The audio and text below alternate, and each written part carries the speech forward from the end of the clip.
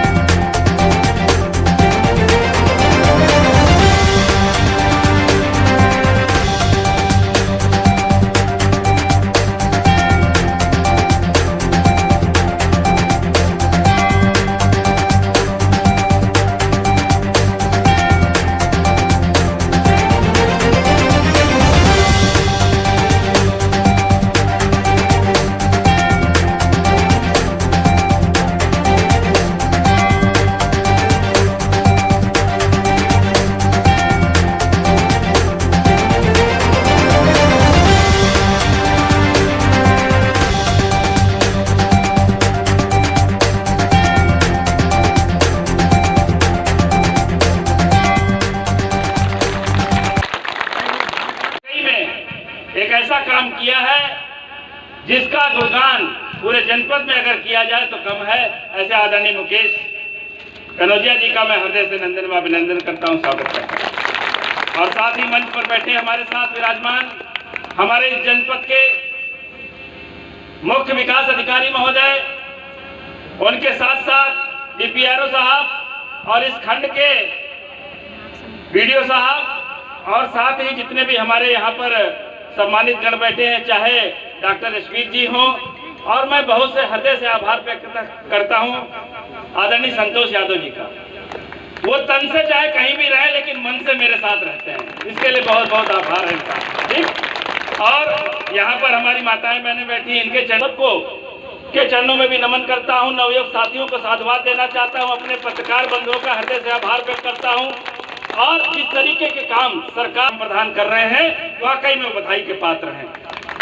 मैं ईश्वर से कामना करूंगा कि जितने भी हमारे सम्मानित प्रधान हैं उनका चुनाव आने वाला है, वो पुनः जीत के आए। इन शुभकामनाओं के साथ मैं अपनी बात को आगे बढ़ाना चाहता हूं कि सरकार की भेजी हुई योजनाओं को, चाहे वो 2022 तक की हर गरीब के पास छत होगी प्रधानमंत्री आवास योजना के माध्यम से, चाहे माताओं बहनों के सम्मान में घर घर में शौचालय देने की बात हो, और जहां शौचालय नहीं बने हैं वहां पर एक सरकार ने सामुदायिक शौचालय देने का काम किया है। सामूहिक शौचालय जिसमें जिसके घर में शौचालय ना हो तब भी उस शौचालय का उपयोग वो कर सकता है, और जिनके शौचालय नहीं बने हैं उनको चिंता करने की जरूरत नहीं है। अब मुकेश जी को दोबारा प्रधान बनाइए। मैं कहता हूं कि मुकेश जैसा प्रधान जिसने 10 वर्षों में एक एक सीसी और एक एक रास्ता और गांव के हर पूरे विकास को करने का काम किया है, सभी लोग उनका सहयोग करने का काम करें।